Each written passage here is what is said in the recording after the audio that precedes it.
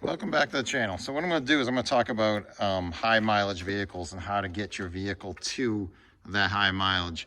I'm an ASE Master Tech. I see things, I fix things, you know, I know, and I love high mileage vehicles. I love it when people can do that. We're talking 3, 4, 500,000 miles, 1,000,000 miles, that stuff. I just totally geek out over that stuff. When people ask me what I like about cars the most, that is it. I love the high mileage stuff. I love the people that can take it the distance, save all that money, and get the most out of that car. I love it. And these cars will do it. Any car will do it.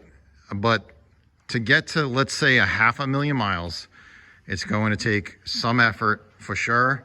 It's going to take some money. It's going to take some luck. And for all the people that will tell you, oh, I have 500,000 miles on my car and all I've replaced was windshield wipers and tires. They are lying to you like you would not believe. All right, so let's talk about this. And this is going to be generalities. I'm going to speak in generalities. There's going to be some wiggle room on everything I say because nothing is definite with anything. So let's talk about that. All right, so let's start with what should you do? Well, this is what you should do. If you want to go 500,000 miles, you had better pick the right vehicle, first off. If you like Mercedes and you want to go 500,000 miles in that, you can do it. You can do it. It's also going to cost you a small fortune and a lot of downtime. This car right here in front of me has been out of commission for a month because I fixed it. And I didn't send it to the dealer and I had to wait for parts. Oh my God, it was a nightmare. It was just wouldn't start. I diagnosed it. It was the key or the EIS. And to have the dealer do it was about $2,000. To have me do it was $500, but it took time. And it's just those things are driving me crazy with this car right here. This one, I could put maple syrup in this thing and it's gonna go 500,000 miles because it's a Toyota and it's a well-documented, highly functioning, very reliable Toyota. This one is actually a pretty reliable Mercedes, but they're just two different animals. So do your homework, check your forums, you know, check I don't know, talk to mechanics, talk to techs, because some cars are going to get you there a lot easier than others. You will get there, but it's just going to cost you a lot more. So do your homework. The other thing is your commute. You know, what type of commute do you have? Do you have an easy commute? You do a lot of highway miles? Can you bang out 40 grand, 40,000 miles a year on the highway? If you can, you're going to make it to 500,000 miles a lot quicker and easier than somebody else, because if the other person's doing it in city, it's a totally different ball game. But let's talk about maintenance. Ready? All right, so let's start with this one first. Your coolant, your radiator, and your antifreeze or coolant, depending on what part of the country you live in.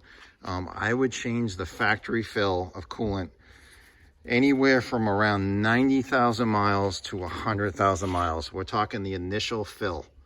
All I do is a simple drain and fill from the radiator. I don't drain the blocks anymore. I don't mess with that stuff anymore. I drain the reservoir or the overflow and I drain the radiator. I do spill and fills. And the first one, 90 to 100. After that, every 50,000 miles. And you will be good. Now, it would not hurt you to possibly change your water pump at that time, at 100K. It wouldn't kill you to do that, but if it's hard to do, and some cars are, actually that one's not hard to do. This one is a little bit hard. If the labor says 3 hours or more, you start getting into the 4 and 5 hours of labor on a water pump, skip it and wait for it to leak. But if you want to do preventive stuff, change the water pump if it's under 3 hours labor. Just do it. All right, the next one, your oil, the most hotly debated topic I've ever seen in my life. You want to go 500,000 miles, 5 to 7,000, a very, very generality. You know, it's just, who knows? Your commute's going to determine that. If you have a big commute, if it's easy commute, if it's ideal driving conditions, you could go further. Your engine itself, if it's direct injected, you might want to cut it down to 5,000. If it's port injected and direct injected together, you might be able to bump it up to 7 plus. You might not want to do that either. It's not so much the oil you're using or the filter you're using. It's the engine, it's the vehicle, and it's your commute. and it's where you live. Is it hot? Is it cold? Is it extreme cold? Those are determining factors. My biggest thing, what I would do, honest to God, what I would do is I would pull that dipstick out and I would check that oil level and make sure it's right where it's supposed to be. And I would do that frequently until you really get to know the vehicle and you know you don't have an oil consuming engine. All right, so do that. And then you got to watch out for fuel dilution. If you have direct injected, you could have a fuel diluter. And if you do, you really should cut your intervals down. But that, I don't want to talk about intervals too much. That gets too crazy. All right, your transmission. So you're going down in here. I would change that fluid every 50K. If that seems excessive to you, then push it. Go ahead, push it a little bit more. Some people can, some people never change it at all. But it's easy enough on most vehicles. Don't believe this lifetime fluid stuff. I don't buy that. Because as soon as you walk out of the United States and you go to Canada, or you go to Europe, or you go to the Middle East, it's no longer a lifetime fluid. It's lifetime fluid in the United States because of CAFE regulations and our carbon footprint. So change it. Just change it. If you don't want to drop the pan and change that filter, okay, still just change the fluid. The filters are huge on a transmission. They tend not to get anywhere near blocked up like an oil filter. So you could skip that. And a lot of people do when they flush them. And I have a video on that too. All right, the next one, if we cut around to the front of the engine, we're gonna get our serpentine belt. I would do the serpentine belt at 100,000 miles. And I put belts just in case. If you still do have a timing belt, which you probably don't, then you want to change that timing belt because you're going to ruin your whole entire mission. If you're trying to go 500,000 and you don't change that timing belt and you have one and that thing snaps and it's a non-interference engine, you're blasting away your valves. They're junk. Your engine's junk. The car's probably junk at that point too. So be careful with that timing belt if you do have one. Yeah, I would do that at 100 or whatever they tell you to do, whatever the recommended interval is. The other thing, spark plugs. Usually they're 100. I would change them at 100, and you know what? I think you're totally fine at 100. I don't think you have to go and change these things out at 70K. These things aren't bad. I mean, these things are lasting long now. Don't get me wrong. This engine right here, you got to take the intake manifold off. It's a little harder. And if you got to do that yourself, that'll cost you probably $700. This thing's a piece of cake. This thing is a V6. It's probably the only thing that's a piece of cake on this car. A V6. I get 2 heads right there and boom, it's done. It's not a big deal. But I would go 100 and I wouldn't push them. Some people can go 200. I see it all the time. Oh, I've never changed the plugs. I have 200,000 miles. I'm like, all right, that's fantastic. You also have 3 misfires. And you also ruin 2 coils because you stress those coils out so much by making that spark jump a gap that's way too big. And you lost your fuel economy for the past 50,000 miles. I mean, just change them. They're not that much money. So do your plugs at 100K. I think that's pretty basic. All right, brake fluid. This one's interesting. I push it out further. Some people like every 2 years. I don't know. I think 3 years is fine. Don't forget, we never used to change this back in the day. We didn't change brake fluid. And part of that reason was supposedly because we didn't have a vented cap. I see that? That's a vent. So this is vented. So that's letting oxygen in. And because it's letting oxygen in, the oxygen has moisture and brake fluid is hydroscopic. So it's absorbing water. And when it absorbs water, it's lowering the boiling point of the brake fluid. Do you actually experience this after 3 years? You can test it. I really haven't experienced it, to be honest with you, but you know, it's easy enough to change. And I'd be careful with this one too. Like if you take it someplace, depending on where you take it, they could just pop this off and turkey base this. This isn't going to help you. And they might clean this and make it look like, you got to be careful. I mean, you got to trust the people that are working on your car too. So make sure you go into somebody reputable. Which brings me to my next point. You are going to need some major repairs on your car if you want to go 500,000 miles. you better do your research. Somebody honest, somebody reputable that you can trust, word of mouth, reviews, whatever. Because to get to 500,000 miles, you are probably going to have some components that are going to fail. I'm going to talk about those after the brake fluid. So the brake fluid, I do it every 3, and that's it. And I haven't really run into many problems. Actually, I'm a little bit low. I need to add some brake fluid. So I'm glad I saw that. All right, but brake fluid every 3 years. Put the right brake fluid in there. There's DOT3, there's DOT4. The difference between DOT3 and DOT4 is the boiling points. So your car will tell you what type of brake fluid you need on the cap. It'll be written in there. If it says DOT3, put DOT3. If it says DOT4, put DOT4. You can put DOT4 into DOT3. You can do that. Technically, you're not supposed to put DOT3 into DOT4 because the boiling point will lower just enough where they won't like that. So now in a pinch, am I going to do that? I'm definitely going to do that rather than put nothing else in there. Obviously, do not put engine oil in there. Engine oil will destroy every piece of rubber in your system. Everything from little piston cup seals to your caliper seals, destroy it. So be really careful of that. Okay. All right, the next one. This is going to be controversial. Ready? And I'm speaking in opinions here, and this is my own opinions. This is what I'm seeing. The hoses. I swear to God, I don't know when the last time I actually saw a hose burst. They are made so well now that these things go a long time. I have definitely seen hoses last way past 200,000 miles. I think the days of doing 100,000 hoses are over with. This one's got 150 on it. I have no worries with that. It doesn't have any soft spots in it. It doesn't feel cracked or have cracks or have any other problems. I don't have a single leak on this engine. That one, I don't have any coolant leaking on that one either. But this one gets driven a lot more because I trust it. I trust this car a lot more. So yeah, maybe when your radiator goes, and it'll go, the side tanks will burst, or they're gonna crack, or you're gonna have a problem. Something's gonna happen to your radiator eventually. And they're only 150 bucks for a radiator. Labor, that's a different story. Well, do your hoses then. Maybe your radiator goes at 150K. Well, just do them then. That's no problem. Use some common sense with that. You're gonna try to get to 500,000 here, and you wanna do it as inexpensively as possible. So that's what I would consider to be hoses 200,000.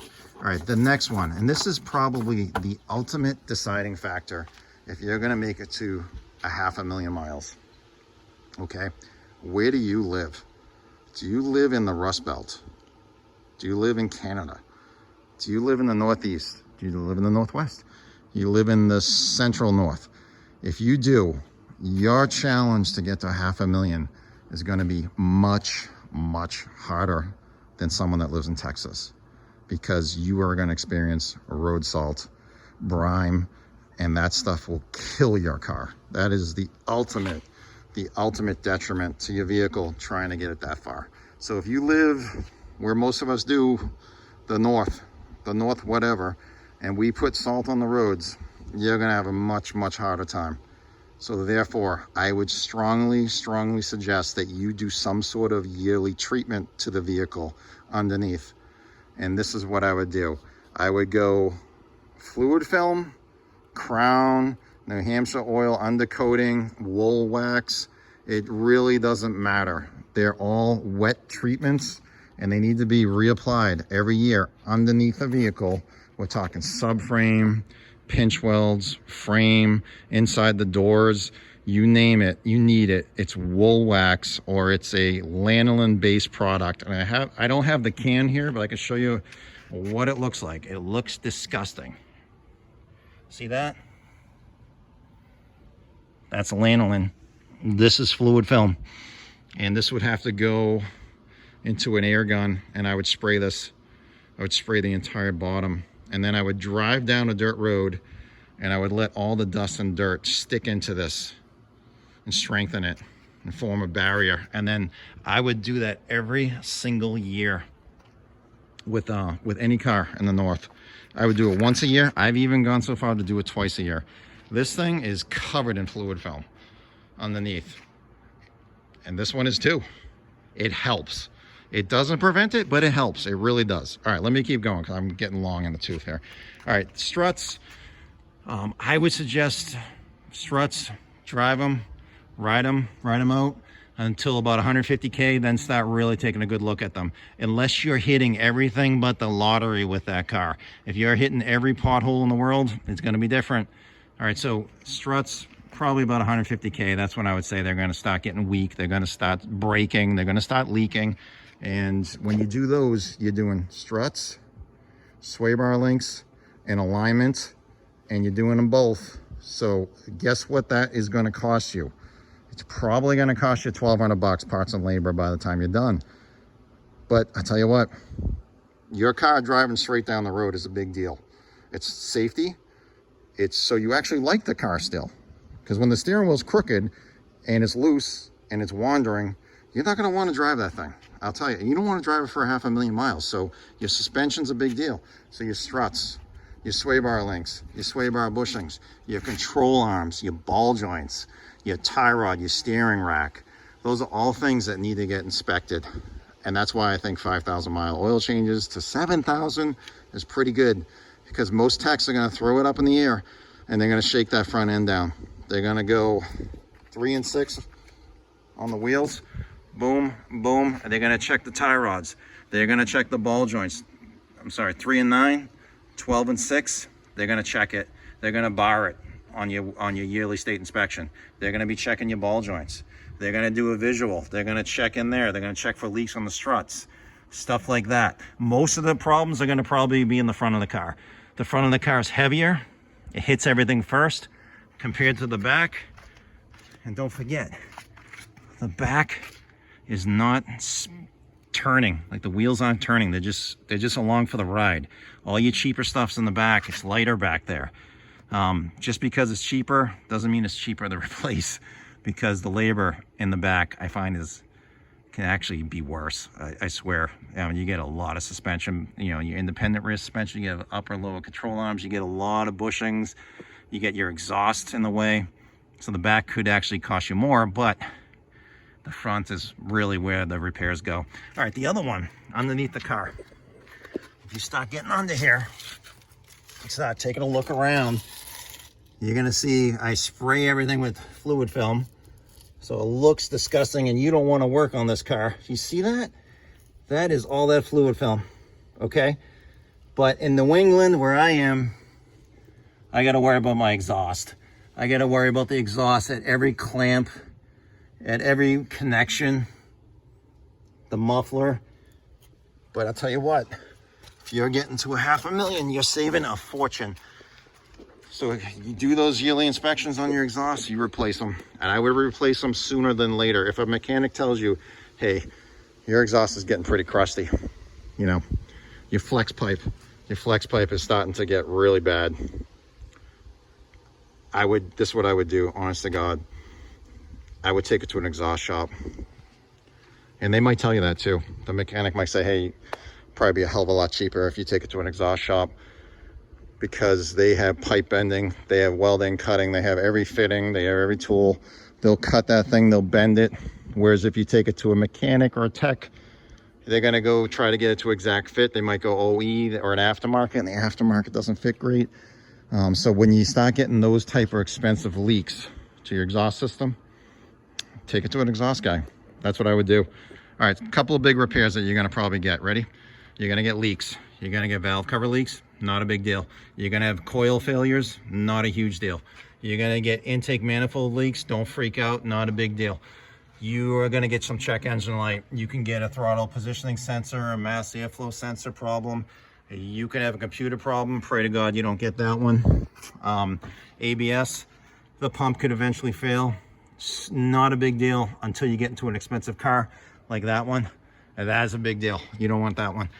What else we got here? We get actuators and variable valve timing. Eventually that's going to click and tick, you still can drive it. Make sure your oil level's up on it though. ABS, you're gonna start getting things in here. You're gonna get wheel bearings going bad. You're gonna ABS sensors going bad. You're gonna get axles going bad. These are not big deals. Calipers, no big deal, depending on if you have an honest tech that can do it reasonably and honestly. I think you're okay, but these are gonna be big deals. Ready? And this could happen. Transmission. Eventually, your transmission's gonna go, and that's when you gotta make that decision. Let's say it pops at 320,000 miles, and you wanna go to 500,000. Is it worth it? I definitely think it is. Because by then, your car's 7, 8, 9 years old, 10, 11, 12, whatever it is. There's probably plenty of low mileage units that you can buy with a warranty, have that thing put in, and you can probably do the whole entire thing, parts, labor, for about $4 grand. And you're thinking, I don't want to spend $4 grand. And I'm thinking, yeah, I don't either. Let me tell you something. When you buy that new car, the sales tax alone is going to probably end up costing you $1 grand. By the time you're done registering the vehicle, you're in all the other bull crap and the dealer fees and paperwork fees and document fees and every other fee. And then they hit you with an extended warranty that you never needed. And they give you copper protection and all that crap. By the time you're done, you probably walked out of there with $3,000 of unnecessary bills. Never mind your down payment. That's probably going to be $6 grand. And never mind your actual payment at the interest rate of about 4.5% on, let's say, a pickup truck that's costing you 55 grand. You don't have a car payment anymore. You have a mortgage payment. So just remember that when someone says it's going to be $4,000 for your transmission, it beats a mortgage payment on a depreciating asset, because that's what these things are. And then you're going to get that beautiful car. You're going to drive it to Market Basket. Some dude is going to leave his carriage right there. A gust of wind's going to take it and it's going to slam right into your door. And you're going to come out and you're going to go, oh my God, I got a dent the size of a crater, which is exactly what happened to me on the day of Christmas day after returning something in Walmart. Some dude smacked this thing with God knows what. Guess what that cost me?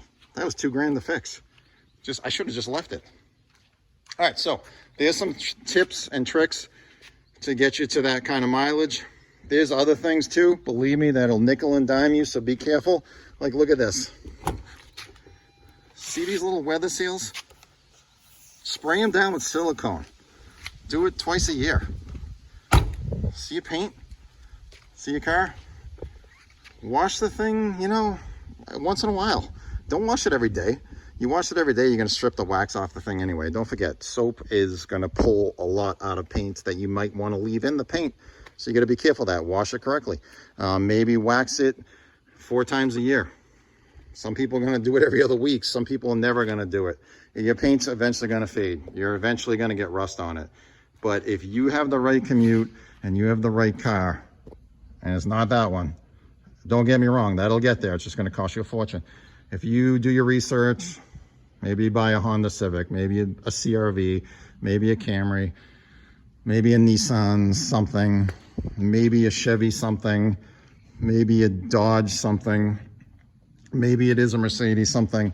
Do your research. Go to the forums, ask around. Don't just go by Consumer Reports. Consumer Reports going to give you very, very basic stuff, and it's going to be off the mark. Like, it's going to be years past where it should be. It may not be your year. It's just, I find it to be delayed, and you don't really get the true story.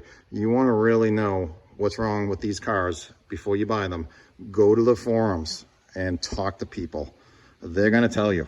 They're going to tell you exactly how good the car is and exactly how bad the car is. So do your research, get the right commute, get the right routine, maintenance routine down, and just keep it going. And let's get some more high mileage stories. I love those things. I want to see if I can get this one up to 300 plus. I'm at 150 right now. 0 repairs, just maintenance. This one, 120, lots of repairs. But thanks for watching. Chances are you didn't make it this far, and I don't blame you. But thanks again. Bye.